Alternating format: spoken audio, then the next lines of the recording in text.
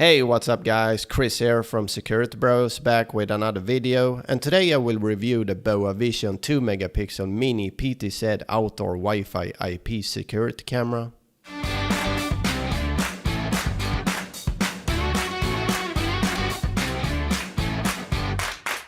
This is a really small PTZ camera from a company called Boa Vision, and I got this camera from AliExpress and I paid $70 for it including shipping when it was on sale.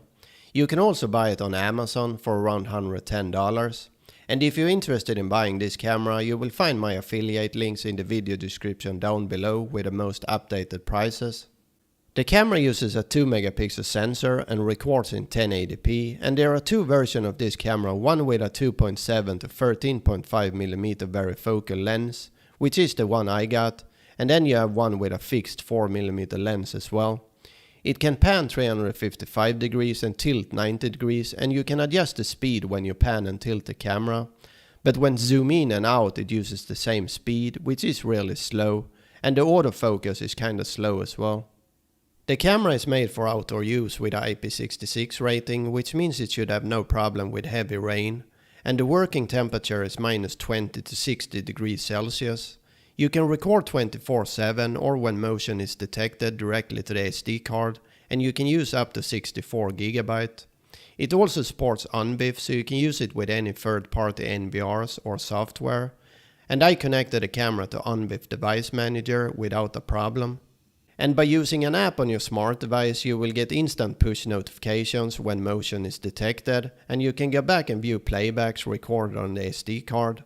The camera works with 2.4 GHz Wi-Fi or as a wired camera, and it supports two-way audio, so you can talk and listen through the camera.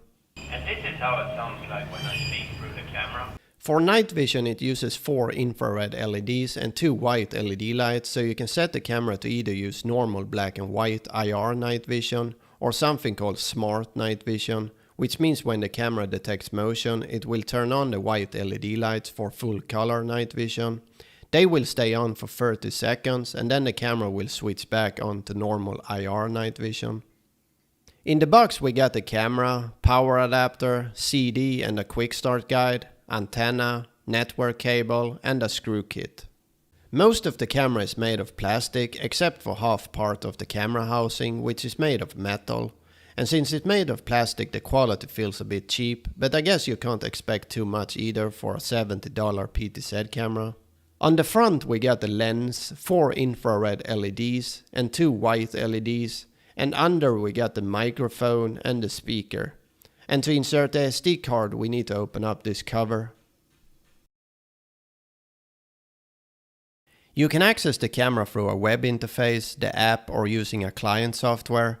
So to access the camera through a web interface you need to type the IP address of the camera into your browser's address bar, and the default username and password is admin. Here we got the PTZ controls and the zoom in zoom out. We can also set the speed, how fast we want the camera to pan and tilt. One is extremely slow and I can't see it being useful, and even at the highest speed 63 it's not really that fast. We can also set the preset points here. If we click on settings and then video, we can change the video coding, bitrate, frames per second and image quality. In image settings we can adjust brightness, saturation, contrast and exposure. We can turn on and off wide dynamic range and change night vision mode. And if we go to alarm and then motion detection, in here we can set up to 4 individual areas where we want motion detection to be active, which can be quite useful to reduce false alarms. And I will quickly show you all the advanced settings as well, and you can pause the video if there is a setting you're more interested in.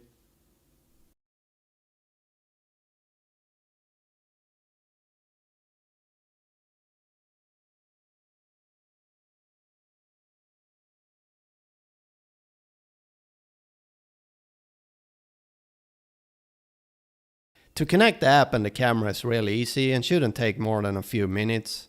So first you need to download an app called CamHi from Google Play Store or App Store depending on what device you're using. You can connect to the camera either by using the Ethernet cable or by AP mode, and I will show you how to do it using AP mode. So connect the power cable to the camera and wait for a minute or so, and then go into your phone's Wi-Fi and check for a Wi-Fi called IP cam followed by some numbers. Click on connect and then add a password, which is 01234567. Now you should be connected to the camera. So open up the app and go into Wi-Fi settings and then add your home Wi-Fi. And that's it. Easy, right? In here we can access the recordings by clicking on video and then select your camera. And if you have set the camera to record 24/7, you will see something called plan recording. And by default it will create a new clip every 10 minutes. And the alarm recording is when the camera detects motion, and each clip is 15 seconds long. If we go back out and then click on settings, we can turn on and off motion detection. And in action with alarm, we can for example turn on the alarm siren, and we can also record our own sound, which is kinda nice. I will give you 5 seconds to get away from my property, otherwise I will call the police. I will give you 5 seconds to get away from my property, otherwise I will call the police. Other than that, most of the settings are the same as in the web interface. However, one thing that I miss in the app is the PTZ controls. Only way to pan and tilt the camera is by drag your finger on the screen, which is really hard to control. Okay, let's have a look at some recordings. This is at daytime, and at 10 meters you can read a license plate quite easily.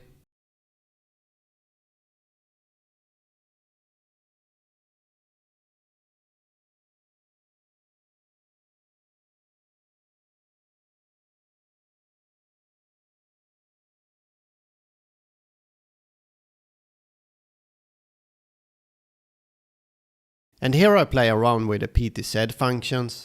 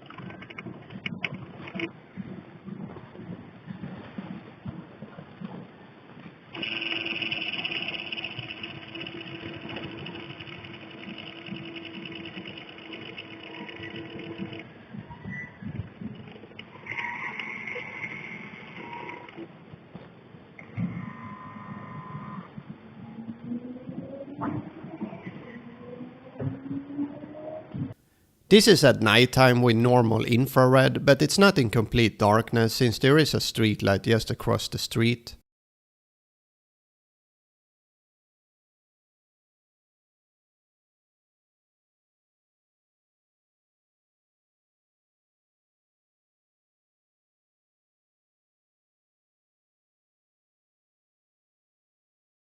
And here I turn on the white LEDs.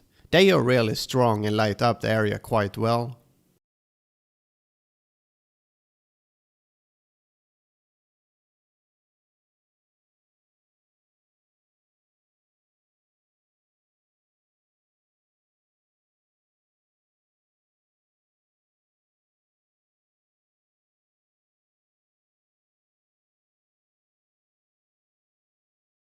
And this is how it looks like when you set night vision on auto. And when the camera detects motion, it will turn on the white LEDs and they will stay on for 30 seconds. This is me testing how fast you will get a push notification. And I'm using mobile data here.